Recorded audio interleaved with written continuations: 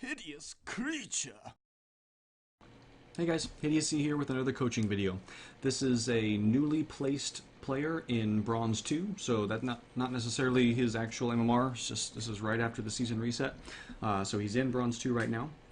This student asked for help with laning phase specifically. They said that they were having trouble in lane and then coming back around mid-game. So in this video we're going to exclusively look at the first 10 or 12 minutes of the game and pull out what tips and tricks we can find for winning this matchup. So first of all, this is a Fizz versus Diana matchup. AP versus AP, Assassin versus Assassin, although either of them can go alternative tank or bruiser builds if they really want to, but typically you see both of these champions going Assassin. The main advantage over Fizz that Diana is going to have is obviously her ranged poke with her Crescent Strike. Both of them have strong dive, both of them have strong burst, but Diana is going to be able to harass and farm from range much better than Fizz. So as Fizz, you have to pick your moments, you have to position really carefully, and you have to outsmart this Diana, because if you just play Diana like you would play against some other champion, like you would play against, well, any other melee champion, I guess, that doesn't have range poke, or another matchup, then you're going to end up getting bullied, if assuming Diana is smart and plays it correctly anyway. So let's move in and take a look here. Okay, so starting out here, you're auto-attacking minions right off the bat. You're not really, it doesn't look like you're really approaching this lane with the strategy. So you start auto-attacking minions immediately, which pushing for a level 2, an early level 2, is good, but you don't want to get so far ahead that you end up just shoving this into her turret.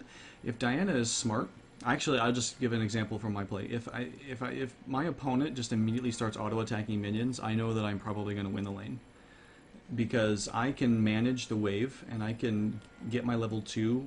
You don't need it a lot before your opponent. You can get it just a few seconds ahead of your opponent and immediately establish a strong position. But if my opponent starts immediately just auto-attacking minions, I know that I'm going to be able to control the wave a lot better than them. Or it's very likely anyway, because that's an indicator that they're not really approaching with a strategy.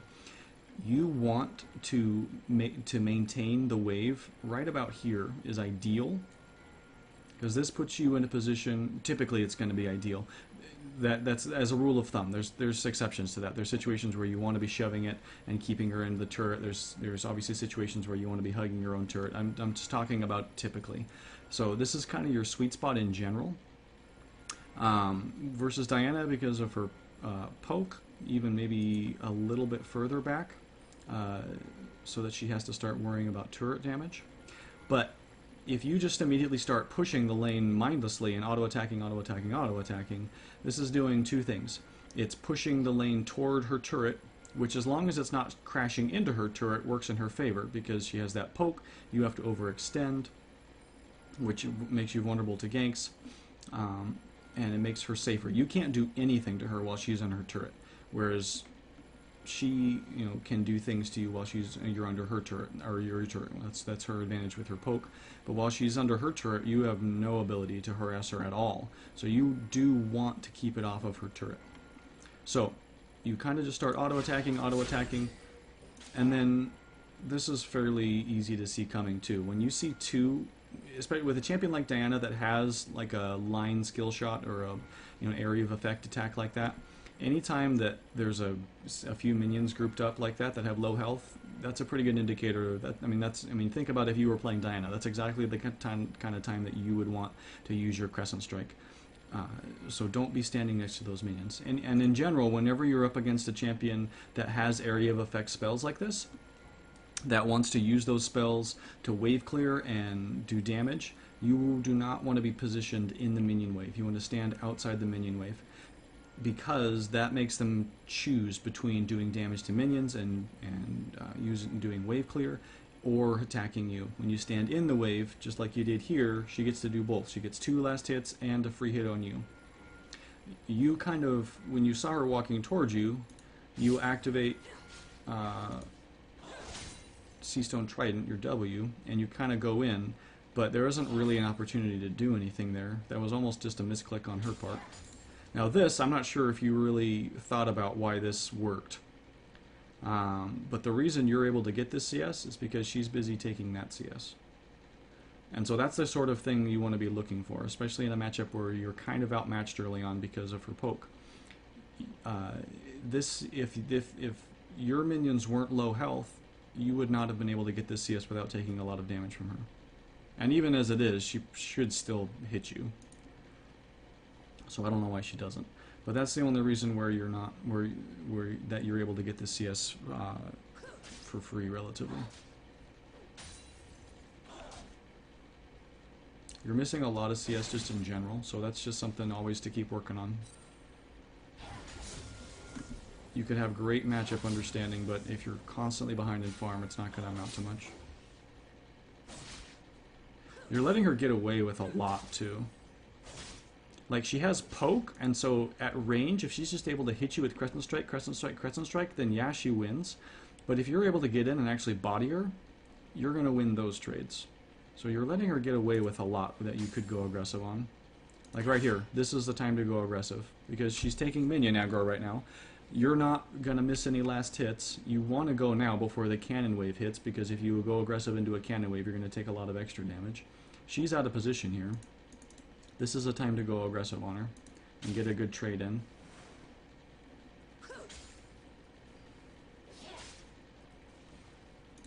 That would have been an okay moment too, to go for a quick trade. That would have been a good moment too. You let her get a trade in on you for no reason. And then there, now you have a level advantage. If you see yourself getting close to a level advantage, you want to be positioning in such a way that you can immediately take advantage of it if she's not respecting it. And she's not. She's low. And so again, this is an opportunity for you to look to trade. You wouldn't want to take all of these trading opportunities necessarily, but you should be taking some of them. You acted like you wanted to go down the ward there, but then you didn't, and I don't know why. Oh, your ward's on cooldown, so that's kind of, that ends up being a bigger mistake than it looks like, because again, it allows her to get this cannon minion for no reason. And again, I don't know why you're just letting her have this stuff. And then she screws up. Okay, so there she screws up her Crescent Strike, and you do go in, and that's good. I don't care if Rengar isn't there. That's the moment, or is there or not. That's, you go in on that. The second she flashes, though, I mean, you gotta be thinking here. Are you going to be able to kill her, really, or not? Like, if Rengar lands that bola, it's not a stun, so it's just a slow, and you know she has flash. So are you really going to be able to get a kill here? No, you're really not. She still has 250 health when you ignite her. So ignite's going to get her down to 150 or so, 160. Well, no more than that, 140. And you don't have time to get off another 3 auto attacks, or 2 auto attacks, or whatever it would take, before you start taking too much minion damage, or turret damage, or she flashes. So doing this ignite is not calculated. You're not really thinking it through. You're just reacting to the fact that she's low and you want to kill her. You got to remember that she has flash, and what would you do if in this situation? You would flash to save your own life. So don't assume that she's going to screw up. You know, you already won this trade in a big, big, big way. You don't need to ignite her to win it even harder. It's possible that you could have set that up better originally, or, you know, a while back to win that completely and get a kill. I'm not going to go back and break it down that far, but I wanted you to see the overextension mistake. Okay, and this is another big mistake. Why are you letting her do this right now? Like, there's no reason. I think maybe you had one last hit up here or something. I'm gonna go back and look.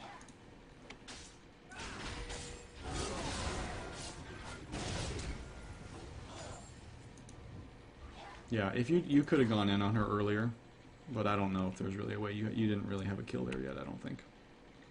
You had a good trade that you could have taken sooner, but. And you did force her flash with Rengar, so that's really good. But and so you should have hung on to your ignite, because then you would have had a major summoner advantage over her. Okay, so yeah, I don't know. Maybe you got this last hit or something, but she should be going back to base right now. There's zero reason why she should be able to be out here. Like Vi is back here. Maybe she's thinking that there's going to be something, but she's level 3. Unless you like go Rambo and dive, there's not going to be anything that she can do. So all you got to do is just position. You don't even have to position that far up. Just position like right here.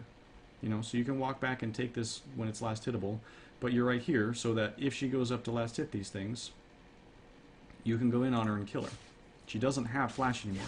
There's no, yeah, and that's just silliness that she's able to not only last hit but get a poke in on you. So the thing that you want to be always trying to consider in a matchup, well, in any matchup, but you know, certainly in this game, what is the under what conditions do you beat Diana? Obviously, if you just have more items and more damage, then yeah, you beat her when you go in. But in general, you know, as a general rule of matchups, if one person uses a skill, like she just used her Crescent Strike, for example, now she's down a skill. And if you have all yours off of cooldown, then you just have an advantage on her. You have 3 skills up, she has 2 skills up. Now, depending on the matchup, that might be more or less important. But some matchups, it's incredibly important. Like if Ezreal, for example, uses his blink, and you're a jungler waiting to gank, the second Ezreal uses his blink, that's your moment to go in, right? Because now he doesn't have his escape. He'll have to flash if he wants to get away. The second Diana uses her Crescent Strike to wave clear, that's her primary source of damage right now. She doesn't really have any other damage. Her shield does some, you know, she does some other damage. It's not that she won't do any, but that's the bulk of her damage output because she doesn't have her ult yet. So that as soon as that's down, yeah, you have an advantage. She can't really fight you anymore. However, you don't have the damage to kill her either right now. Your Ignite is down, her Ignite is up. So you doing this is kind of insane. To flash in on her like that, I don't know what you thought was going to happen here. You end up taking a turret hit because you're so deep. She hasn't used her shield yet, so she pops that and mitigates a lot of the damage you do put out, and you immediately just have to dash away.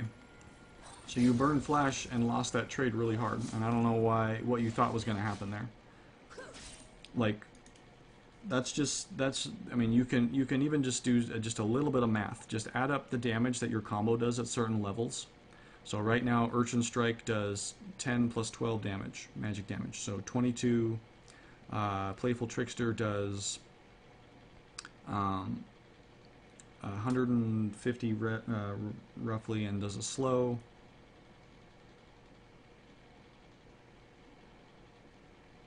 Yeah.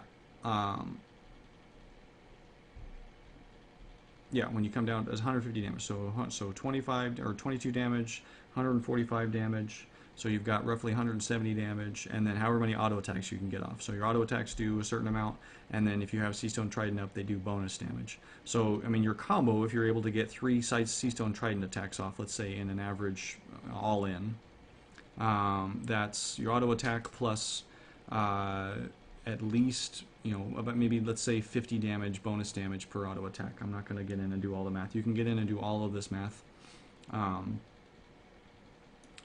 Oh, they do an additional 10 plus 10 magic. Yeah, so okay, so 20 on hit. And then passively they do that magic damage over time. So they're going to do a little bit more.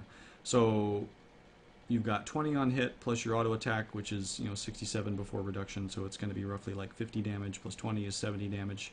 So you're doing roughly 65 damage on an auto attack or so, plus your 170 odd damage from your combo. And then if you throw in Ignite, which I think it's still on cooldown, yeah.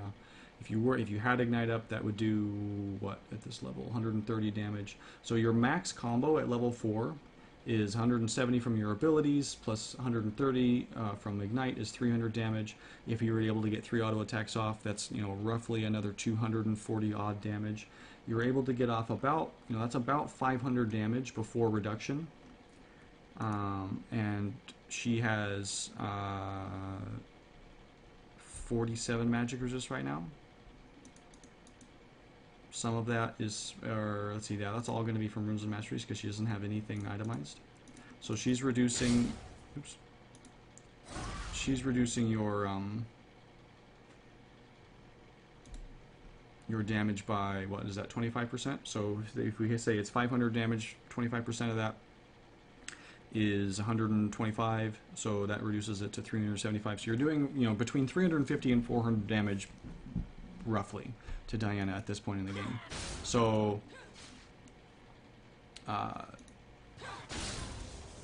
for you to go in on her here when she has, you know, 500 health, there's no way that you're going to be able to do that. There's no way mathematically that you can kill her before she, unless she's an idiot and lets you hit her and hit her and hit her with more auto attacks, right? If she just runs back to her turret range and you don't have time to even get off those 3 auto attacks, you had time for maybe 1 auto attack if you played it really well. There's no way in the world that you can kill her there. So burning flash on a weird all-in like that is just weird. And then here, I mean, 2 mistakes. You go in when you don't know where the jungler is. You don't have a good idea of the presence of the jungler. And if you don't have a plan, a foolproof plan for escape, if Vi were to show up, you shouldn't be going for an all-in. There's no need to go for an all-in there. It's risky. Like, even if Vi hadn't showed up, that would be really risky, because you jump into her minion wave, and you're pretty much even in health and at damage output at this point. You don't have a major advantage unless you're able to playful tricks her over her Crescent Strike or something. So if you can dodge one of her abilities and then go in and do your, you might win it all, but you're trading into a cannon wave, and so you took a whole bunch of minion damage. So even without Vi, this is really risky, and there's no reason to roll that dice. You want to avoid rolling the dice like that as much as possible. Wait for her to screw up. Wait for her to overcommit. Wait for her to dive into your minion wave, and then, you know, fight back against her with your minions helping you. Don't put yourself into her territory where all of the risks are on your side. And all she has to do is not screw up horrifically, and she wins. And again, unless you're already ahead or something, when it's even and you jump into her side, she has minion advantage, she has position advantage, she's closer to her turret. She'll have jungler advantage because her jungler is likely in her jungle, and if you're on her side of the map, then her jungler has less distance to travel. So even if in theory Rengar was also over here, Vi would be able to get there sooner because you're on this side of the map. You know, so even assuming everything is equal, it's risky because you're putting yourself in the danger zone. Why would you do that? Why not wait until she puts herself in the danger zone? Just farm. Just farm up, farm up, farm up. Go to your day job. Go to your 8 to 5. That's your farming. Your kills are your bonus, your Christmas bonus. Wait for your Christmas bonus to arrive in the mail. Don't go out and get it. It will almost never work well. Just go to your 8 to 5, get your farm, collect your paycheck, beat your opponent through solid fundamental mechanics. Not through flashy outplays because you dove in and Diana screwed up, and lucky you that she screwed up before you knew she was going to screw up. So you roll the dice and lucky you got it.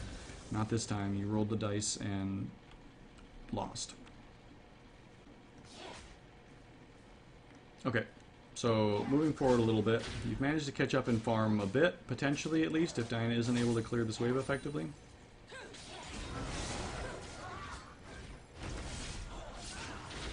Again, so I don't know why you go in there. Like, you don't have an advantage. There's no reason to go in here. So she hits you with Crescent Strike, which means well, I mean, she hits you with Crescent Strike, so she does damage to you. And then she's farming, you get a last hit. There's no, like, there's no reason to do this. She pops off her shield instantly, which is impressive. So that goes off. She mitigates a bunch of your damage. And again, you're just not accounting for things like that. You're not accounting for her shield. This is the kind of thing where if you can bait out her shield somehow, then maybe that's okay. But you didn't. She mitigated most of your damage. And then she knows that, you know, that she can win this trade, and so she keeps fighting it, and then you have to back off. Because auto attack to auto attack, she beats you right now. And now she has 6, and if she's smart, she's killing you right now. Like, you're dead if she's good. She's not good because you're alive. So, but if she's smart, she's realizing she's about to hit 6 and that you're not 6 yet, and she's instantly going in on you when she has a significant major advantage. Or, you know, maybe she waits the 3 seconds of her Crescent Strike to come back up, but she's in position to do that immediately. Yeah. Like, oh yeah, there she goes. Yep. Yeah, exactly. I think she probably could have done that a lot sooner. But she wanted to wait for her Crescent Strike to come back up, which is fine. And you didn't realize that, right? I mean, even though she waited back here and didn't really position aggressively, and then finally when she does come up, you're not really realizing what the power differential is. That level 6 is massive. It's massive for both of you. But Diana, it's a significantly like more immediate impact because it's not a skill shot. Well, it's sort of a skill shot, but if she wants the most impact, then she has to, you know, she can use it without it being a skill shot. Although she has to hit Crescent Strike if she wants the most impact. But yeah, if she's got her combo up with her ult and her Crescent Strike, then she can close the distance twice, and you only have one real dash ability. So she can close on you and murder you, and you can't do anything about it, and you don't respect that, and so she kills you. So at this point, Diana is 2 kills up and has about a 10 CS lead. I started to talk a little bit earlier about her CS lead and how, or that you had started to catch up potentially if Diana wasn't able to clear the wave, but she was. Most of the CS lead that she's developed is due to you being out of lane. Like, she's missed a bunch, but you've missed a bunch, but most of it's when you've had to be out of lane and she's been able to force the wave into the turret. Like, she's not playing very well. She's playing well enough, but not very well, to be perfectly honest. So this is a very beatable Diana, but it's, again, you're not beating her by outplaying her. You're beating her by outsmarting her. You're beating her by outlaning her. You're beating her because you're going to control the wave so well that she never has an opportunity to catch you off guard and kill you like she did a second ago. I had a game a day or two ago where I didn't realize the game had started. I was alt-tabbed into something else, and so I was about a minute late to lane. Annie was level 3 already. It was Quinn into Annie in mid.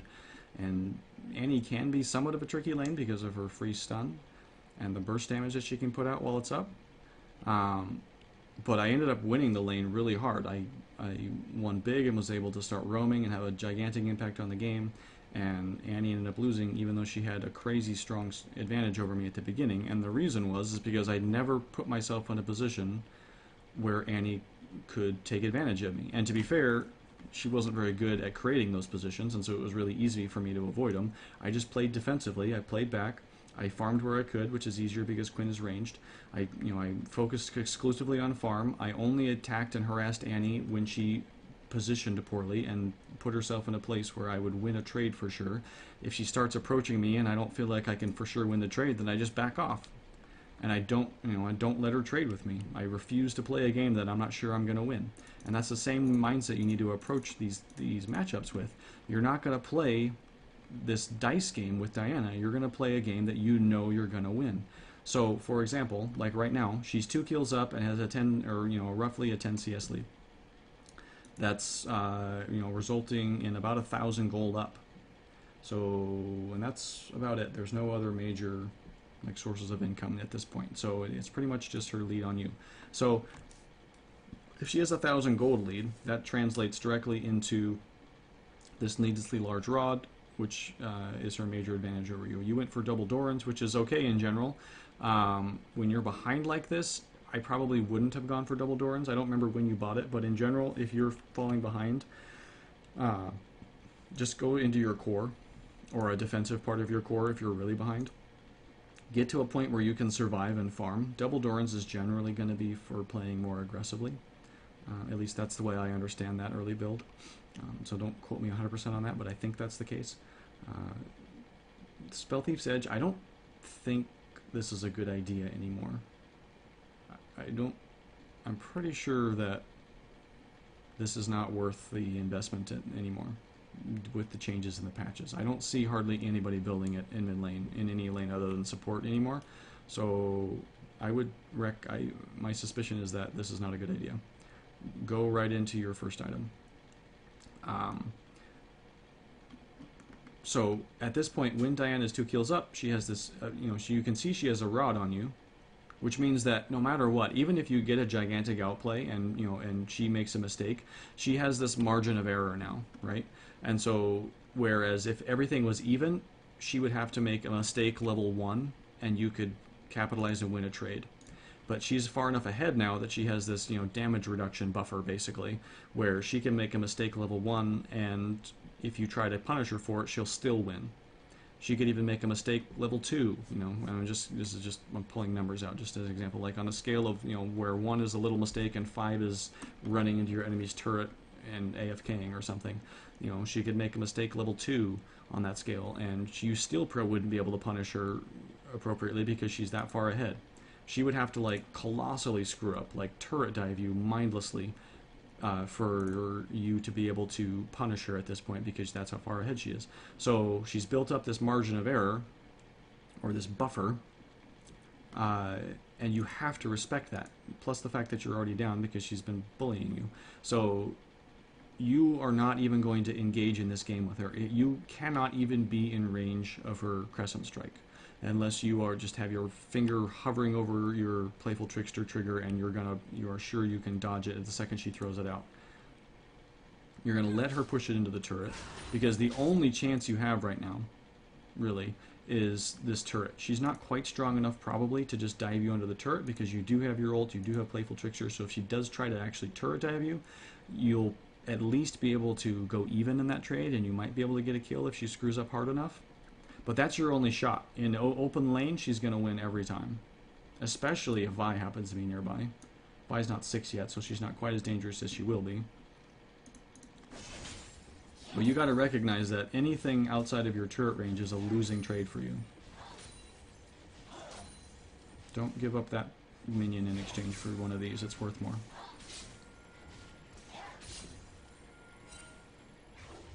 So, right now, like, Diana's gone, but you don't know that for sure. So until you know that for sure, if she's in the lane and you have to be out here to farm, you know that if she decides to go in on you, you're dead. And so don't put yourself in a position where she can go in on you. Just go farm Razorbeaks or go farm Wolves.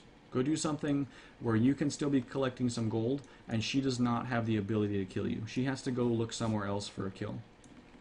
Don't be her dinner. You know. Again, it's not a matter of outplaying her or being so good that even if she does it, you know, even if she goes in on you, you somehow manage to magically escape. And you can't walk in assuming that she's going to be an idiot and not recognize how much stronger than you she is, or that she's going to just hand herself to you because of reasons, you know. Mathematically, she's stronger than you, and all she has to do is recognize that and go in for a really easy all-in, and she wins. So you cannot put yourself in that position. And that's how you win lane a lot of the time. That's how you win lane all the time. Is you just do not put yourself in a position where you can lose lane. You do have to take some risks and you have to take some gambles, but you want to minimize those. You want to minimize the number of gambles and risks you take, and you want to minimize even the ones you do take. You want to minimize the the size of the gamble, right? So you're not risking your life, you're maybe risking losing a trade. Or you're not risking, you know, giving Diana 300 kill gold, you're just risking missing some CS. See, again, here, I don't know what you're thinking is going to happen here. She's going to win this. Unless she's an idiot.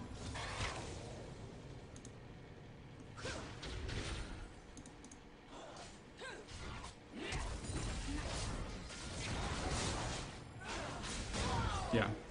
Yeah.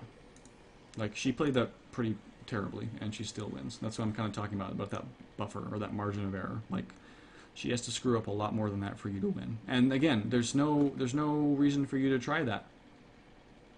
Like, you go in, the only way that you win that trade is if she colossally screws up, or her keyboard disconnects, or something insane like that. That's really the only way you win that trade, because she is so far ahead of you. And so you go in banking on the fact that she's going to screw up. And she hasn't demonstrated that she's going to screw up yet, or at least not that badly. And so again, you're rolling the dice when the dice are totally loaded against you, and it doesn't make any sense. So you were down 2 kills, and now you're down 3 kills. And there was no need for it. All you had to do was just not do what you did there, and you're only down 2 kills. Okay, so this isn't your mistake here. I just want to point this out. So this is like the worst possible thing. If you're a jungler and you do this, you need to be ashamed of yourself and feel bad and never do it again. So you are dead, and Diana went back because she was low. This is just right after the trade that I talked about a second ago. So Rengar comes in. Diana had to leave the lane even. She cleared the one wave, and then the lane reset. So it was a fresh wave versus a fresh wave. It was just going to stay right here in the middle, which is where it is when Rengar comes along and sees it. Rengar comes in, jumps on a minion, kills that one. So he kills 2 minions, and then he just leaves. Ah! This is so bad. He just totally screwed you over. So you're already behind and having a hard time. And I talked about a second ago how your only chance is to really let Diana push the wave and keep it under here. If Diana is smart, she's going to try to freeze the wave and do the opposite of that. She's not going to let you have any free farm under your turret. She's going to freeze it out here so that you have to come out if you want to CS, and then she can kill you or trade with you or whatever. So she wants the wave out here. You want the wave in here. Rengar, bless his little heart, just set the wave up so that she has a free freeze if she wants it. It's not, well, not quite. It's not quite as bad as it could have been, but that doesn't make it okay. So he kills a couple of the minions, but doesn't kill all of them of the enemy wave, and that leaves this with a 2 minion advantage, or a 1 minion advantage technically, since these are both, partially dead. But what that's going to do is it's just going to stack up, and it's going to build up a numbers advantage on your side, which is going to tend to push it this way. And if Diana is really careful about how she farms when she comes back to lane, she'll be able to keep this wave right here. And I could be wrong specifically about this wave, so I'm talking more about the principle of the thing. And if she's able to farm carefully and just freeze the wave, and it stays right here for a really long time, you are screwed. You're just going to be sitting back here twiddling your thumbs because there's no razor beaks. Rengar's probably going to go get wolves now. You're not going to have anything to do. Diana's just going to be here farming. If you come out to try to CS, she's going to kill you. So you're just going to be sitting on your turret, just waiting for Lady Luck to turn her smiling face upon you. So if you're jungling ever, or any other jungler that sees this video, this is terrible. Either don't do it at all and just let the wave be reset here. You don't really want to be walking through mid lane anyway. It gives your position away for no reason at all. Or shove the wave. That's what you could have done. You could have actually helped, this Rengar could have actually helped you here by shoving it, because then at least he's getting some farm, so that's fine, whatever, good for him. But then it shoves the wave, and then Diana's losing at least a little bit of CS into her turret.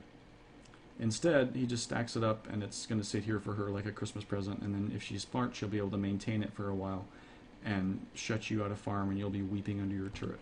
So don't do this. Don't be this guy. This guy's bad. Don't do it. Okay. So that's basically the end of lane phase at that point, because at this point you shove the wave here, Diana roams bot, and so she doesn't end up freezing the wave like I said she could have. You roam top, end up picking up a kill on Jax, and that kind of is when mid-game starts, as the roaming phase begins. So basically this game, the reason you lost this lane was, well, 2 major mistakes.